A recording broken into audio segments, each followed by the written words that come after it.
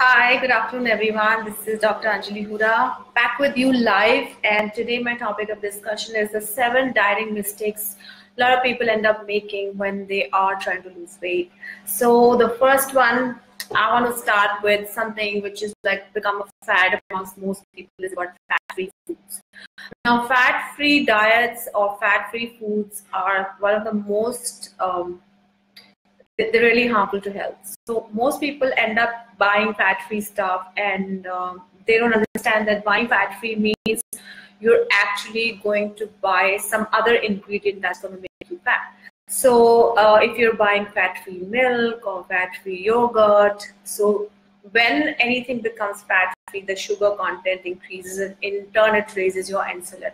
So we, as a physician and as like a lot of latest studies have suggested that giving fat-free foods or fat-free cheeses is not really very healthy for lifestyle. So I would recommend that you don't go for fat-free foods. You go for whole fats, but good fats, which I'll talk next about. And I think also if you're on a diet and you've been told to eat certain amount of fat, you please stick to the good fats only, because right, like I'm going to talk about the second point, which is fat does not make you fat. So if you're having a good fat, you're not going to get fat. Most people end up skimping on fat completely. So what does that do to your body? It makes you weak. Fat is basically cholesterol. So cholesterol is the one that is going to be giving basically the it's the precursor of most hormones. Cholesterol is the precursor of most hormones in our body. And if you're going to live a fat-free life, you're not going to make most hormones, and 90% of the problems of obesity or 90% of the problems of hair loss or loss of collagen in skin or increase in abdominal girth are happening because of lack of hormones. So good fats are the ones that you must have in your diet. And by that, what I mean is nuts, I mean ghee, I mean cold pressed oils like coconut, mustard. You can have avocados. You can have basically good cheeses like a feta cheese or a goat cheese. They're good for health. But of course, when I'm talking about intake of fat, I don't mean a lot of fat, but I do mean that taking let's say an ounce of cheese, it's fine. But if you're going to have a whole block of cheese, then of course you're packing up calories, so you're not going to be able to lose weight. But having some amount of cheese or some amount of good fats like nuts and avocado and ghee and coconut oil, they're all very good for health, and they should be taken in a certain moderate amount, just because fat is basically very condensed calorie. And so if you're going to take too much of it, you're not going to lose weight. But if you're going to have a little bit, then fat is essential nutrient, because all the fat soluble vitamins are going into the body, like A, D, E, and K. They are all only absorbed because if you take fat. So I have a lot of patients who end up coming to me. They don't even take an ounce of fat, and the weight loss is not happening. So you understand. So the weight loss is a very complex issue. It's not just about intake and output. It's about hormones. It's about quality. So like a lot of the next point, which actually automatically I came to, is about the calorie counting. Quality of the food is important than its calories. So if I were to take an Oreo biscuit calorie, but which is better for health is of course an apple, because it's an unprocessed food, it's natural. But people end up eating too many calories. They too many calories in form of processed food, and yet they end up counting calories in some app, and then they feel, oh, I didn't eat too much. But what reaction does a calorie have in your body? What kind of food you eat is important. It's not important that whatever if you eat a fruit, or if you eat let's say a piece of jalebi and a chiku, both kind of equal sugar, but what kind of sugar is better, you understand that by now, I think. So the quality of calories is important, and counting calories is completely, it's a stupid thing to do, I feel, because you can never be sure of a calorie. You always have a rough estimate. You can never ever count calories correctly. So forget about counting calories. Just see the quality of food you eat. More processed or anything in a dabba or a box, I think वो बिल्कुल नहीं खाना चाहिए. So जितना ज़्यादा खाना near nature होगा, उतना ज़्यादा खाना बेटर है हेल्थ के लिए. तो अगला पॉइंट जो मुझे बहुत तंग करता है even in my clinical practice, protein intake. I think because हम इतने सारे मिथ से सराउंडेड है कि हमें ये नहीं मालूम कितना प्रोटीन खाना है, कितना नहीं खाना. प्रोटीन से किडनी स्टोन होता है, प्रोटीन से किडनी फेल हो जाती है, ये सब बातें सुनने में आती है. और प्रोटीन इतना बदनाम करके रखते हैं कि protein is it's a building block. You know, whenever you teach kids in a school, even they learn, when they come from school, they'll tell you protein is a building block, yeah, for the body. So why are we calling protein a building block? Because protein, this hair, my nails, my collagen, my muscle, everything is protein. So if I don't give my body enough protein, especially for vegetarians, they end up eating such less protein. They're vegetarians, but they're eating more carbs than vegetables. So there are protein issues vegetables also. You can always eat them, but eating protein is most essential part of your diet. This is, I cannot stress enough how essential eating protein is.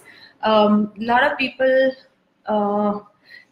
do come to me, and I think a large majority of Indian patients are vegetarian, and that's fine. But they have to have protein. Either they supplement protein if they're working out, or they supplement protein in form of vegetarian proteins are there. Like you have soy, you have milk protein. If you're not off milk, you have lentils, very good lentils, and we must eat enough protein per day. So how much protein? Well, that's a question that your nutritionist or your doctor should decide. How much protein? It's usually it's 0.8 grams per kilo. But if you have a condition that will not allow you to eat that much, then you must take advice from a physician.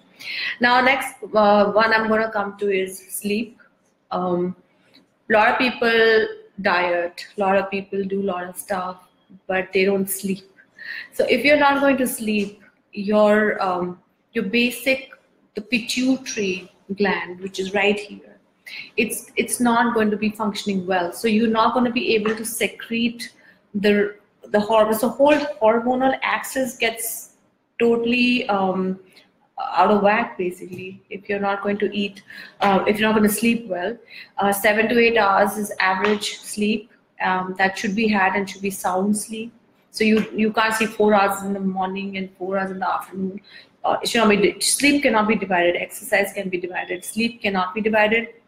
You must sleep for at least 7 hours, restful sleep.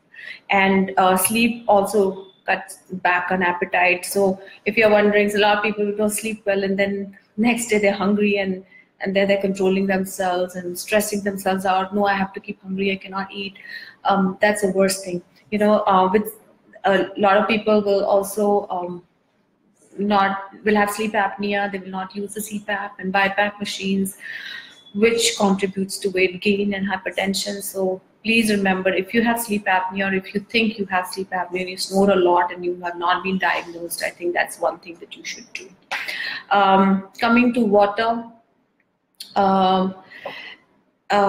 Water intake is one of the most underrated things that we do. It's the most sasta way of doing a weight loss. Water intake should be at least, so a lot of people ask me, how much water should I drink? So water should not be, you can't drink gallons of water in a day. It's you're going to dilute the whole sodium, whole system of your body. But what you should do is, if you have yellow urine, you must have an additional glass of water. The urine in the pot should be colorless. That's your guide for water. So water intake, sometimes, you know, our brains do not differentiate between thirst and hunger. So if you're hungry at an odd time and you're wondering, you just had food and what's happening, go drink a glass of water, and I'm sure that you're not going to feel hungry. So, and even after a glass of water, you are hungry, then you need food. Then please eat. But hunger and thirst are two things that body is not able to differentiate well. Then I will take questions towards the end, if you don't mind. I'll answer them towards the end because that kind of stops my whole thing. The next question I wanted to talk about is how do people perceive exercise as a weight loss? Lot of, like, I think I recently talked about one of my Facebook lives about exercising. A lot of people start their weight loss regime with exercise, which is usually not the right way to do it. What you need to do first is get a food education, get a hang of what you eat, get organized in your kitchen. Make sure that you're going to eat at right time, the right food, instead of just jumping into the gym and then don't know what to do when you're coming back home. You're hungry, you're edgy, you don't know what to eat, or you're eating everything thinking that you're going to the gym, and then you're coming back and you're not, you are hungry, but you eat anything, and then you're not going to see the weight loss or the effort of the efforts that you're putting in your exercising regime. So definitely exercise is important for many things, but exercise is more therapeutic. It's more good. It's good for your mind. It's good for insulin resistance, but it cannot be the only thing that should help you to lose weight. I know recently I saw one gentleman who told me, I reduced a lot, like 26 kgs just by exercise. I believe you, but can you do that for the rest of your life? I don't think so, because see, every year we're getting older and we're going to get more sedentary than before. So exercise should be a part of your life, but it cannot be the only part. You have to eat balanced food. You know what macronutrients that you should not eat, and what macronutrients should be a little it should be a little less than the others. Like sugar completely should not be in a diet. Then carbohydrates also have to be a little balanced. They cannot be too much carbs. So most vegetarians end up eating so much carbohydrate that they don't even realize it. They feel that they're vegetarian, and being vegetarian does not mean being carbitarian. So stay away from too much of carb. Stay away from maida, from chawal, and I mean white rice, basically, like polished rice is what I mean. Stay away from sugar substitutes. These are the things that really gonna hamper your weight loss efforts, because I have been a victim of drinking a lot of Diet Coke myself, and I've seen a lot of people drinking these diet sodas and everything. So what they actually do is, for the time being, they make you feel a little, okay, I had something sweet, but it's not actually sweet, you know. It tricks your brain into thinking it's sweet, but actually it's not, and it really really starts messing with your gut. So sweeteners and all these things, they're really dangerous when you're trying to diet. So basically, in a little like, I like to sum up a little bit what I said. So don't do too much fat-free dieting, which is the worst thing. There's no word called dieting, but don't eat fat-free foods. Don't skimp on fat, because fat doesn't really make you fat. If you want to skimp on carbohydrates, then don't eat less protein. Please eat at least the amount you need to survive. And if you're working out, you need to have much more. And sleep deprivation will cause increase in weight, can increase in appetite, and you kind of need more caffeine to stay up, so that's worse. Then water intake is easiest thing that you can do. You need to tell your brain, If you're thirsty or hungry, brain cannot tell. So do not, when you're hungry in a no time, first drink water and see how you feel. And then what you need to do about water intake, how much water to have, is about, it's the color of your urine. See the color of your urine. If you think it's yellow, just have an extra glass of water till it becomes colorless. So urine should be your guide. There's no, I can't tell you should have 6 liters, 7 liters. I mean, really, it really depends on every body type. And stop counting calories. Stop counting calories. Stop doing the apps and fill your calories up, because first of all, they're inaccurate. Second, they are only rough estimations, and sometimes you underestimate what you eat. I have done that. I used to document calories on one app, and I used to like, no, 1 katori of dal is so much. No, I probably had half katori. So don't document calories. Don't think calories is the right way to guide you. Just concentrate on the quality of food. The less processed it is, the less packaged it is, the better it is for you. Then do not exercise too much. If you exercise too much and think that is the only way you can lose weight, then it's not going to happen, because your body needs to first understand the food, what food suits me, what kind of ingredients I should have this macro, how much macronutrients of how much protein should I have, how much carbohydrate should I have. If you're going to just rely on exercising and just come back and starve yourself, first you lose a lot of muscle. Because exercising, you lose more muscle than other people. And if you lose muscle, at that time you may start seeing the scale. Okay, oh, my weight's dropping, but little do you realize that the scale also will show you the muscle mass. So concentrate on fat loss.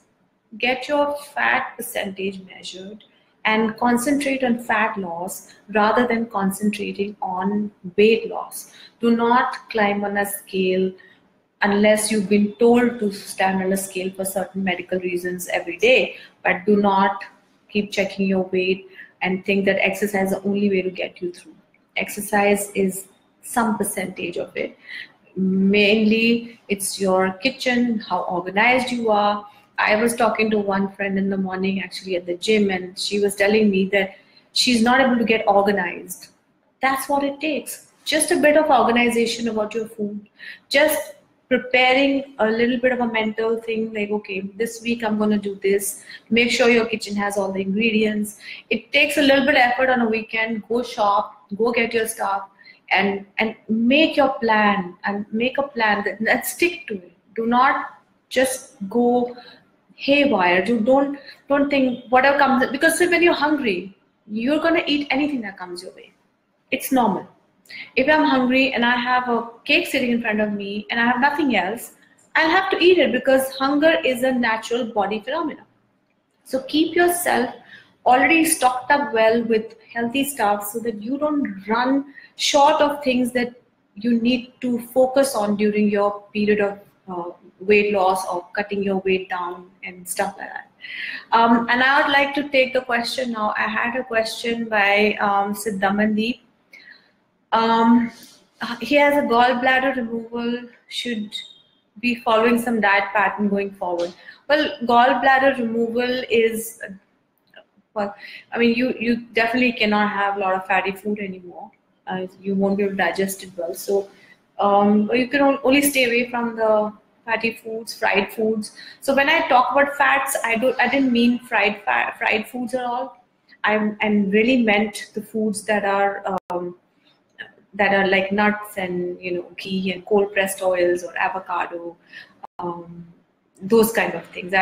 When I talk about fats, fried food is totally a no-no, as bad as sugar. So Tiwari is asking me, sauce is good or bad? It's bad. If you talk about tomato sauce, it's only sugar, I mean, if you ate a raw tomato and you ate a tomato sauce, it's like having an apple or an apple juice, which is a better thing. Apple is better than apple juice. And when you talk about having tomato versus tomato sauce, usually they have a lot of sugar sort of added into them. So that's why the tomato sauce sounds really, tastes very good, but If you're somebody who loves tomato sauce, have a small bit of it, don't have too much. You can try to make pumpkin sauce, it tastes really good. Pari is asking me, I want to ask, GM diet is the right way? Oh, not at all. I think you meant General Motors diet. Well, that's a very temporary, short-lived thing that even I've tried, but it leads you nowhere. You might have some water weight for some, maybe couple of days, but if you have to make a permanent change in your body and the way you look, you must change your lifestyle. GM Motors diet is really not a lifestyle diet. It's a temporary thing that you can do, or I mean, there's no scientific way to do it. I mean, it's not a great thing to do. I think changing your lifestyle is more important. Neha is asking, is it bad to get surgery to lose weight? No, Neha, it's fine if you're somebody who has tried. If you tried weight loss too many times and you have failed, and you have a BMI of over 35, have comorbid conditions like diabetes or sleep apnea, COPD, or hypertension and stuff like that, then you can go for it. It's safe. People are doing it, and a lot of surgeons are doing weight loss surgery. The main importance of weight loss surgery is after the surgery. If you're doing the surgery, please do it, but make sure the follow-up is good. You must, because once the surgery is done, the surgeon's job's really over. You need to start seeing somebody who's going to manage you for the rest of your life. So make sure you have that follow-up in place before you take that decision. So that's my my take on surgeries. So you can always get it done. I think I don't have many questions anymore, and I'm going to wind up this session. I appreciate that so many of you could join today, and I hope you can. You're welcome, Neha. I hope you've taken some good points out of this. I mean, Facebook Live questions are always welcome, but later on questions are really depending on how much time we have to answer the questions. But I appreciate if you come on the Facebook Live and ask questions. That's much easier, and it's in the flow. I can answer them much better. Later on, I may not see the questions, but you can always see the recording of these sessions. You can share it with your friends. These sessions that I'm doing is only to make people aware and bust some myths and make sure that people are not just looking at Google all the time for information. I want to make a difference by telling people what is right, what's wrong, and giving you some basic information. And thank you all for your support. I will see you next Wednesday, same time. Thank you so much.